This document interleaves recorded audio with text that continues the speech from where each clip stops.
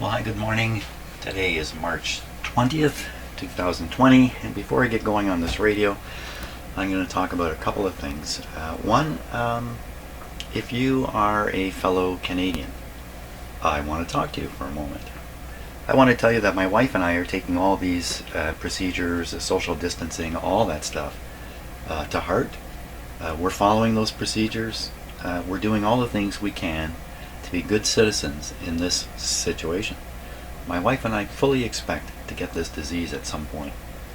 I think everybody has to accept that at some point you're going to get sick. Now maybe you won't, but better to think you will, and to think that way and to plan that way. So we're scared, everybody's scared, but there's no doubt, in my mind anyway, if you're going to be in a country during this kind of event, Canada is the country to be in. Why is that? Because of SARS. When SARS went through, all of our public officials and politicians woke up to the situation. And at that time, our federal minister, Carolyn Bennett, took action and prepared the federal government with laws, procedures, and whatever else to handle a situation like this as best it can.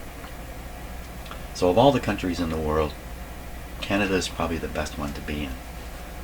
And what I like seeing is my fellow citizens all following the advice of the government. I also like seeing all of our governments at all levels rowing the boat in the same direction. So I just can't thank all of our politicians enough. At this point in time, just like anybody, often they're annoying, but at this point in time, they're all doing the right stuff everywhere in this country. The fact is, unfortunately, we will almost certainly be overwhelmed by what's coming. Regardless of everything we do, we'll still be overwhelmed. But we won't be lost. We won't be feeling out of control. We will know what's happening. We will know why it's happening. We will know why our government's doing what it's doing. And we will know what we are supposed to do. So, my fellow Canadian, I'll thank you ahead of time, because I know you're doing the right thing too. Okay, off that rather somber topic now, and we can start hiding from the virus here and look at this radio. I've received a number of emails and notes and things like that about noise in houses, because I often comment here in my shop about fighting the noise. A number of you have sent me ideas to run around the house with a radio and find all your wall warts and all that kind of stuff. And hey, I did this, I've done this more than once, did it years ago, did it in my other house, all this kind of stuff. So I'm totally with it when it comes to that. The reason I tolerate the noise in my shop is quite simple. Much of it comes from the computer I use to make these videos. I can't make videos without the computer running. I can't do this without noise in the shop.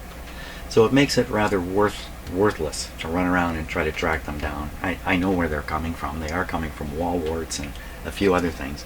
So I've made really no attempt to clean up my house. Although lately what I've been doing, I no longer sleep my shop computer here. I turn it off at night. I used to just put it into sleep mode. In sleep mode it issues a fair bit of noise. And my other computer in the house, it's one of those desk type computers, if I put that into sleep mode, boy, it's not sleeping. It's firing out radio interference signals with tremendous power. So I'm doing that, but that doesn't help these videos. So that's why at the end when you see me test these radios, I have all this noise around it, and I just accept that that's the situation. Goodness knows, if I turn off the computer in my shop here, things do get quieter. No doubt about it. Okay, now we're finally at the radio. What are we going to do with this thing today? I was really quite impressed by the single capacitor change I did yesterday, which appears to have improved the operation of this radio tremendously. And a little bit of a surprise to me, because I didn't think the capacitor I took out, here it is here, it was particularly bad. But it sure seems as if its function in the radio was terrible. So, and what I'm talking about is that early on, when I tuned this radio across, especially this band here, I would receive shortwave stations anywhere along here, which is pretty suspicious, because they really should be grouped around the shortwave, international shortwave broadcast bands. And one here about the size of my finger, one here about the size of my finger. But I was picking up powerful stations all over the place. That appears to be gone now. But what seems to have remained is a strong image sensitivity in this radio. So we'll keep an eye on that problem as we proceed along. I don't think I can attack it directly. I don't think I can identify a particular component that's responsible for degraded image rejection. Or can I? Well, that's an interesting question I just asked myself. Is there one or two capacitors that might be responsible for poor image rejection? So let's talk about that for a minute. So most image rejection is really the result of sharper and sharper tuning response curves. Now, how do you get them sharper and sharper? You feed the signal through a tank circuit or capacitor coil combination, and you end up with that slope. If you pass it through another one, you get an even better slope. You get a slope on the slope. And if you pass it through another one, you get an even better, sharper slope. The radio is more and more able to ignore stuff out here and remain focused on just what you're after. Just what you're after. So this poor radio, as much as it looks like a communications radio, is lacking what many radios, or pretty much all radios that call themselves communications radios, would have. And that's an extra stage in front of the mixer tube that creates this extra sharpness. The extra stage, extra sharpness. So we'll take a look at this radio. We'll look at the stages where this response curve is controlled. Another aspect of it, and I should talk a little more about this, is the shape of that curve. It's based on something called the Q of the... I'm looking for some paper here so I can make some lousy diagrams for you. It's based on what's called the Q of the filter circuit.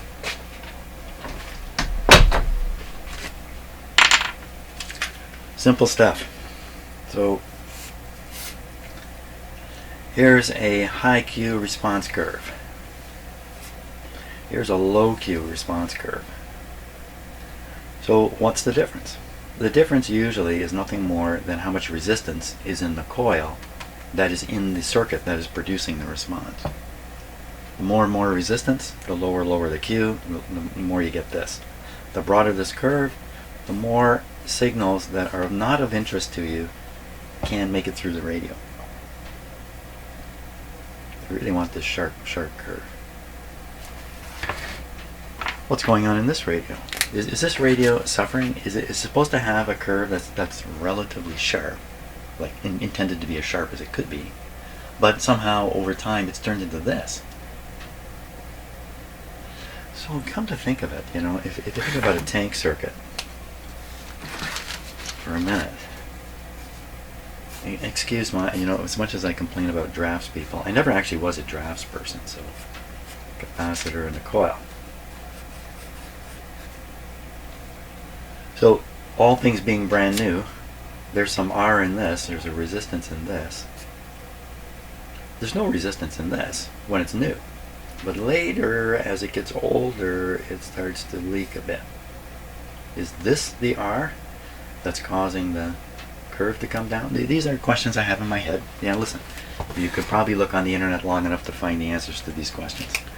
And you might even be able to diddle away with a bit of arithmetic and some chart paper, graph paper, and come up with a little more quantitative understanding of what this is really all about. But I like doing things empirically. I like, as you know, I like the chaos. I enjoy the chaos of just going in and checking these things out. So okay, that's a good question then. What about that curve shape? What is there in this radio that could be worn out that's causing the front end to not work properly? Now, bearing in mind other people have complained about this radio and its image rejection. Are all their radios in the same state as this one? Were they all in the same state? Is the same thing gone wrong in every one of these radios? Probably not. What's probably the case is this is a design weakness in this radio, and the manufacturers of it just accepted it. That it wouldn't affect sales. Let's put it that way. So this is probably an attractive radio for its price. This is probably a pretty low-priced radio. Probably. Okay, let's look at the schematic and see if we can sort out, see if we can find some help with the situation here. Okay, let's take a look right in here. So here's a set of coils, and these coils are working against capacitors. There's the trimmer capacitor. So there's a resonance in here. These coils may not be resonating.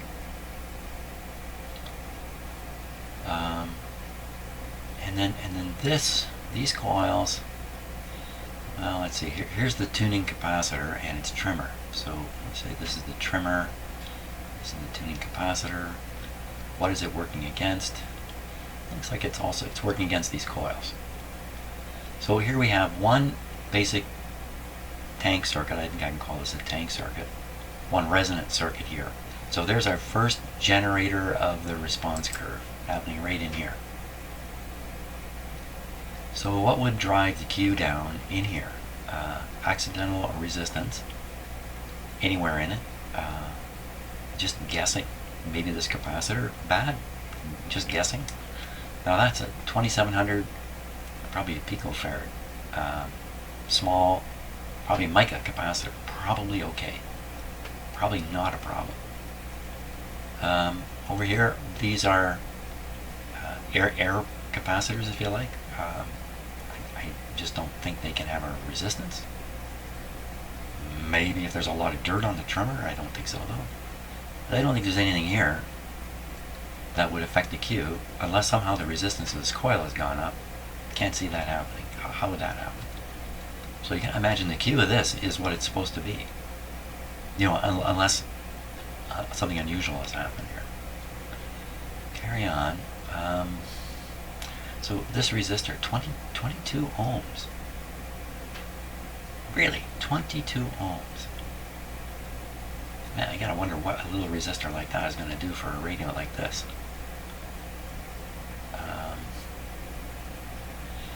So getting to the grid here, all there is this. All there is one set of coil and capacitors with trimmers. So just as I suspected, there's nothing in here spectacularly trying to derive a sharp front-end tuning response curve.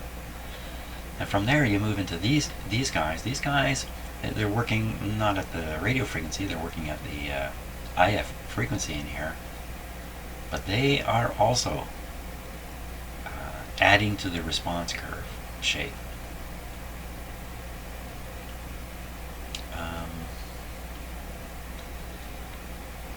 So assuming you are tuned, let's just use an example. We'll use some nice round numbers. Let's pretend the IF frequency is 500 kilohertz. Save my brain a little bit. 500 kilohertz. So we can get a 500 kilohertz signal mixed into the front of this. Out it comes the speaker. Now let's suppose we've got a 1 million hertz signal coming in. So you would want to mix that with I picked a bad number, 500 kilohertz local oscillator. That's bad, because you can see what's going to happen. We're going to get the local oscillator racing through. But let's pretend that doesn't happen, because this is a magic radio, and it just works on round numbers that I can easily calculate. So that would mean that so you're beating the signal with the local oscillator. Local oscillator would be above, so it would actually be 1.5 megahertz. So you have a 1 megahertz here, 1.5 megahertz in the local oscillator down here, and the result is half megahertz flowing through here. Half megahertz? Yeah, half megahertz. Now if there happens to be another signal on the antenna, it just happens to be there at 500 kilohertz above the 1.5, above the 1500 kilohertz local oscillator, that'd be 2 megahertz. So simple numbers. You're trying to tune in 1 megahertz. Yeah, it's working. But if there's another signal at 2 megahertz, it's coming through too. It's going to be mixed into the 500 kilohertz. Now, if that didn't confuse you enough, I can keep going, add more confusion. So, just now using the real numbers, 455, you can kind of get a feel for it right away. Yeah, so you're trying to tune a megahertz AM, and there's a signal, not at 2, a little less than 2. Now, there should be no signals out there. AM broadcast signals only stop at 1700. They don't go up to 2 or 18 or 19, but there's all kinds of noise there. This is the curious thing about noise. If your radio is imaging noise into the speaker, so to speak, you really can't tell it's the image noise. It's just more noise. And I think a radio really suffering from image problems. In my shop, as you tune through it, you would hear tons of noise, whereas a radio without this image problem, you'd hear like half as much, or maybe even less. This image thing could be far worse than I've ever really imagined. And maybe this is a good radio to explore, because it's easy to pick up the image. And why? Bad front end. What can I do about it? Back to that question. Not a lot I can do here. I can't change the resistance of anything. There's nothing here that I can knock down. Maybe this capacitor, very unlikely. There's nothing else in here. Like, there's no worn out capacitors that would cause that kind of problem. I don't know what this 22 ohm resistor is here for. Can the local oscillator be involved with image problems? Well, not normally, but if for some reason this oscillator is producing multiple frequencies, which I don't think it is, but if it was, then yeah, you'd have a multiple local oscillator radio picking up stuff who knows where from where. You get a pretty wild result. I kind of thought that, early on when I first tested this radio, I got the feeling there were many local oscillator frequencies, and maybe it was this capacitor that I've now changed out. This one. Where am I going with all this? So I'm hunting for something I can do here that would have an impact on the radio to improve this image response. I can then investigate if the improvement really happened.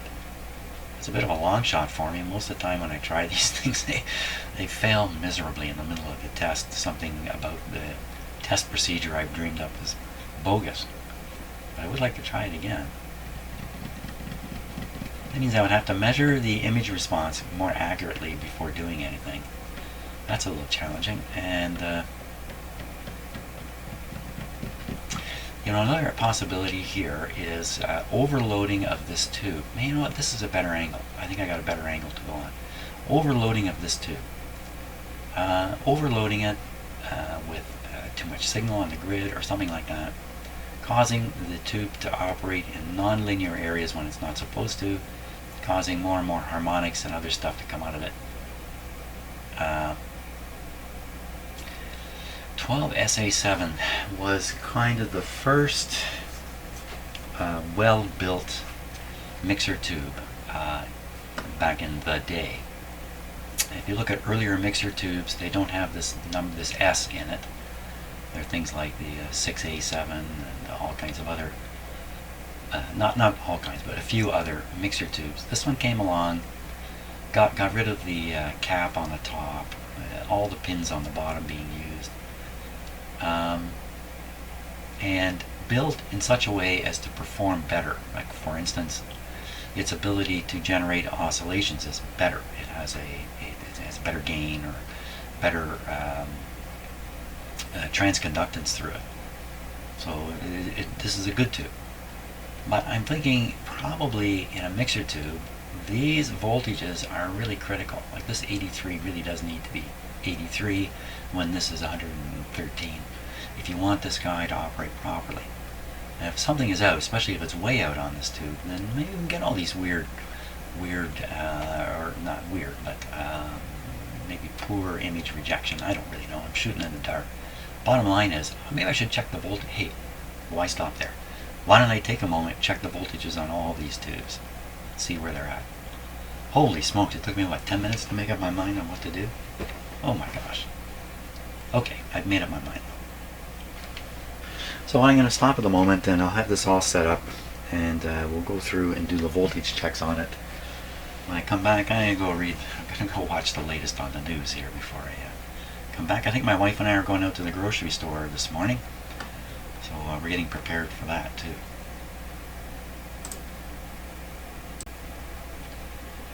Okay, so again, because this radio is a transformerless radio, there's lots of safety concerns with working on these things.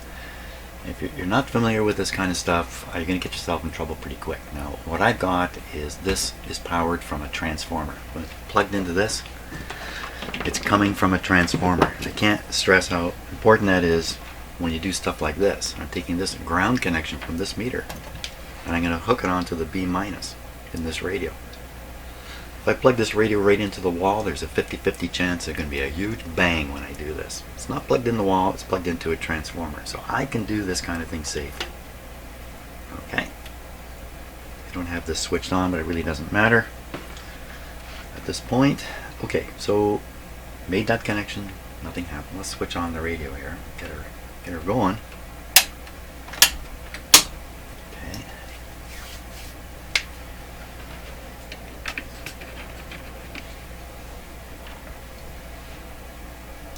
So I'll be using this meter, and got my probe set to DC, 150 volts full scale. The supply voltage to the radio is 116, even though it's going through this light bulb. That light bulb. Okay, now before I started this, I was gonna look at the manual and just see if there isn't a diagram to help with this. Is there a diagram to help with this? Not particularly. Okay. Not particularly. So,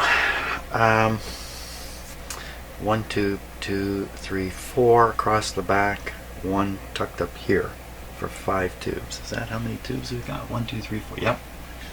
The one that's tucked up here is the 12SA5. It's pretty hard to get a probe down to it, but I'll be able to. The other 4 look pretty easy across the back here.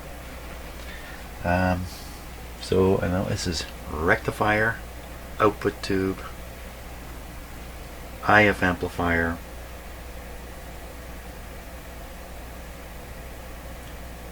no, must be detector tube, IF amplifier. Yeah, this would be the IF amplifier. There's the 2 cans are here, either side of this tube, and then of course the mixer tube right at the front, and no RF tube in this radio. Okay, I know who you are. You know what, I do need to stop. I'm going to put up on the screen the chart of the schematic we're going to follow for this.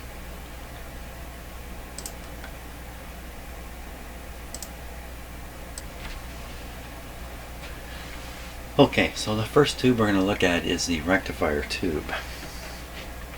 Just double checking and make sure that's definitely this one in the corner here. So I'm looking at it here on the schematic.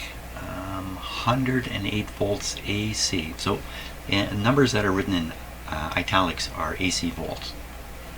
And actually they're not giving any DC volts there, are they? They're all AC volts. Okay, let's take a look. We'll switch my meter to AC and switch my probe to AC because there's a resistor in the probe for DC. And looks like pin 5 would be a good one to start on. Pin 5, 108 volts. So 108 volts on here would be just up in this area. I know you can't read the numbers here, but it's 150 full scale, so you can get an idea of where it's at. 108 volts on pin 5. Okay, pin 5.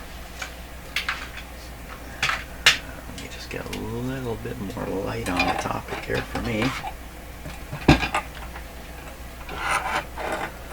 Pin 5. 1, 2, 3, 4. Wait a minute, count again. 1, 2, 3, 4, 5. So pin 5. Pin 5. You can't see the meter. I get everything in here. Okay, pin 5. Count them again. 1, 2, 3, 4, 5. Pin 5, I don't want to put my hand on the chassis when I'm doing any of this. Okay, here we go. Watch the meter. Okay, I'm looking at the meter. What kind of a weird reading was that? I guess I was making bad contact there. So it's coming right up to the area where it should be. It's 100 on the meter. It's supposed to be 108. That could easily be 108. So it doesn't look like a problem. Now, 117, that's just coming from the line. I don't need to measure that. 113 volts on the cathode, pin 8. Okay, so pin 8 is this one. What we're supposed to get there, 113. So more.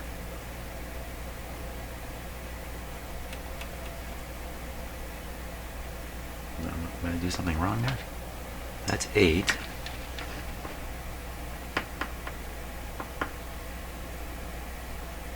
It certainly says 113 volts there. 113 volts. 8. Okay, again, I don't want to put my hand on the chassis here. I'll have to get rubber gloves to do this.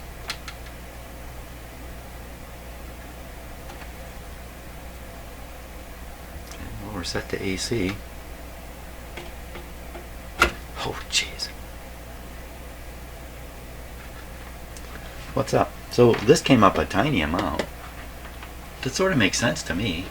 113 volts there. I don't quite get how you would measure 113 volts there. So what I would think, there's a nice DC voltage there. Let's check that. Even though it's not written there. This should come up pretty high, up close to 140, I would think. So we're going on this one here. So not so high. That's a little over 110. And I covered all the leads on the capacitors pretty good. Can't get in there and poke them. So let's pick another one of these capacitors over here. Similar, or same. The yellow wire comes around to here. There's another spot. A little lower. All seems kind of normal. A little lower than what I would expect, though. I would expect to be just a wee bit higher than that.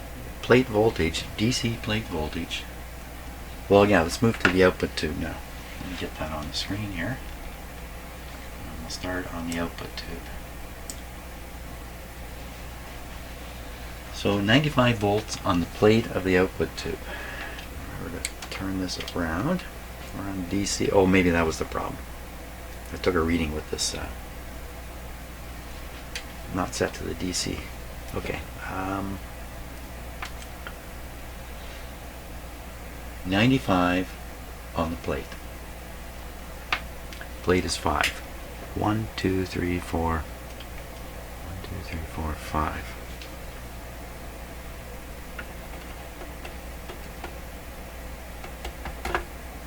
What's going on there? Plus 150.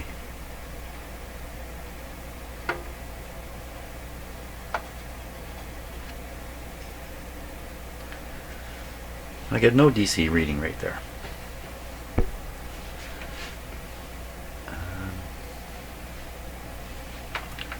Oh, I'm looking at the wrong tube. Wrong tube, wrong tube. We changed tubes, Jen. Get with the program. Okay, so pin 5 on the output tube. That's going to be a totally different matter. Okay. Making sure I've seen the 1, 2, 3, 4, and 5. What's going on here?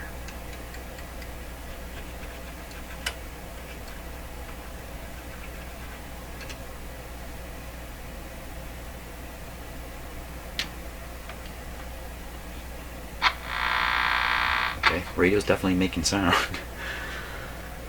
I'll try that again. 5. That's 1, 2, 3, 4. That's definitely 5.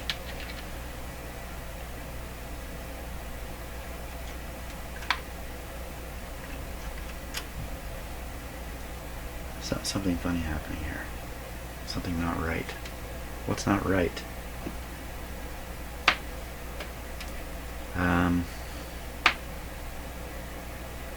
Okay, check the meter by touching a known voltage source.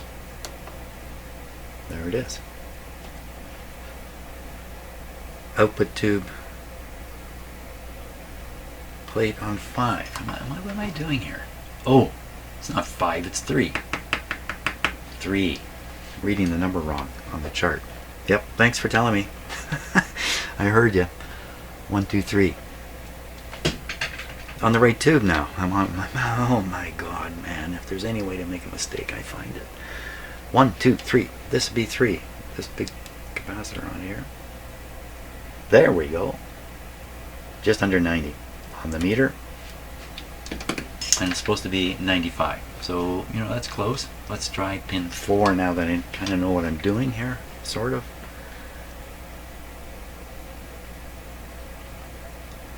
So we wanted to check which one. Pin, we just did 3. We want to do 4 for a slightly lower voltage.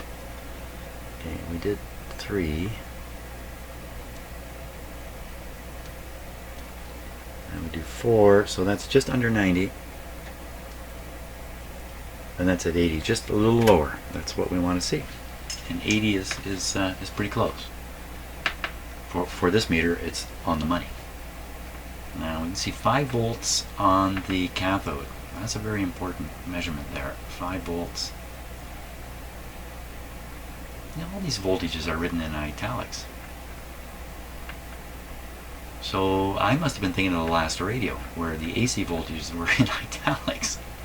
So that explains why I was getting such funny stuff from that rectifier test, because it really was DC voltages. Duh. Okay, now sooner or later I figure things out. Cathode. Cathode is pin number 8. Pin number 8 is, I'm absolutely sure now, pin number 8 is here. You should see, oh, that can't be pin 8. That can't be pin 8.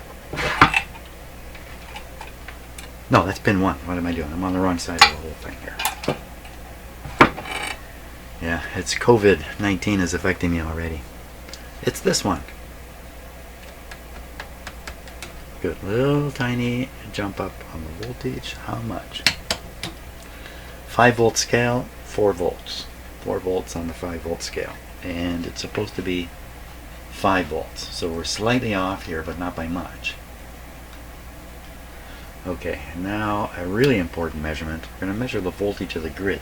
In a radio like this, the grid should show 0 volts, just like it shows on the schematic. You can see there's just a resistor there, 500,000 ohms, going straight to the B minus. So the 500,000 ohms is intended to bleed off any charge that's building up on the grid. And you see the capacitor there, the 0.005, that is supposed to block the 60 volts, is it? 60 or 80 volts from the tube ahead, while letting the signal pass through. If it's not blocking DC, a little will leak, and with that big resistor there, 500, you probably have enough of a leak to provide a steady voltage or pressure on the grid, and it will go positive. So that's what we're looking for. Is the grid gone positive on the output tube relative to the B minus? It's pin number 5. Now, let's see if I can count these properly. 8, 7, 6, 5. So I'm looking at 5. 5 will probably make a little bit of noise here.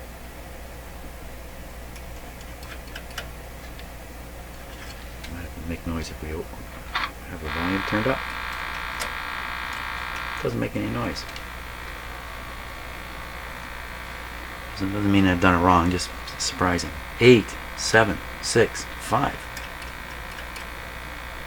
Okay, no noise. Now, is there any voltage? Watching this meter very carefully.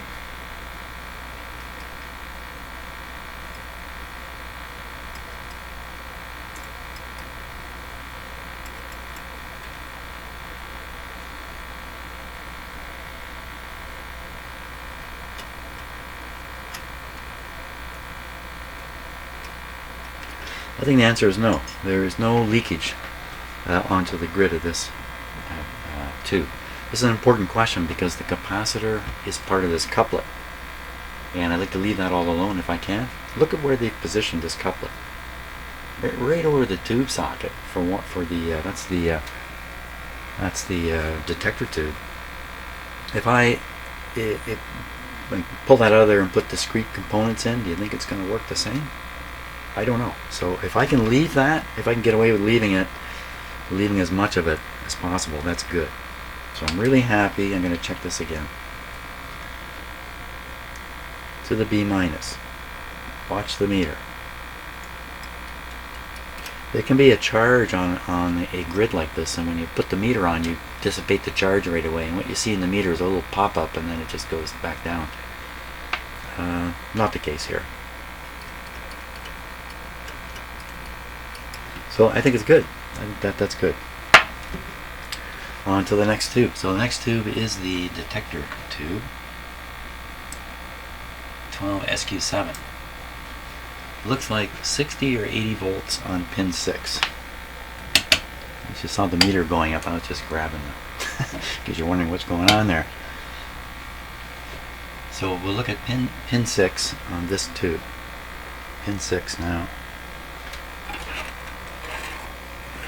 That couplet or package sitting there, it's kind of hard to see anything. There's the key. I see the key. I see the key. So which one are we after? We're after 6. 1, 2, 3. Count again. 1, 2, 3, 4, 5, 6. This is 6. What do we expect again? 6 is the plate, 80 volts. 80 volts would be almost straight up here. Low at 60. We got 111 volts on the radio at this point. So I'm gonna throw full voltage onto it. I'm gonna take this and my dim bulb is still on the circuit. Okay, supply has gone to 122. You can hear it get a little louder, eh? 122. What do we get now? It's about the same. 60. So I'm gonna cut it back. Cut the supply voltage back. Watching the meter. There's a couple of volts. 4 volts, 3 volts, 4 volts difference. No real difference there. That seems low for reasons we don't know. Unless that number is 60. Oh no, it's 80 on the next two. I can see it clearly. On V2 it's 80, so it's almost certainly 80 on this one too. So instead we're getting 60. Sounds low. What other interesting voltages are there to be measured? Minus 7 volts on the grid, pin 2. Minus 7 volts. Minus 0.7. Minus 0.7 volts. This is a tough one to measure. On the grid, which is 2. 2. 1, 2. This will be the grid.